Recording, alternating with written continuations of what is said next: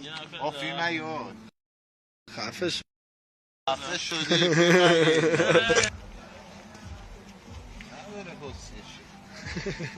نه دستت باشه همون موقع که داری میری.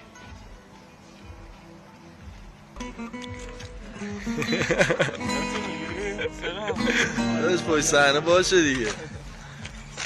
اون کلیپ فقط اینجا نکن دقیقا بذار اینجا پیرد بیفته. من میتونم برگردم مثلا یا اینجا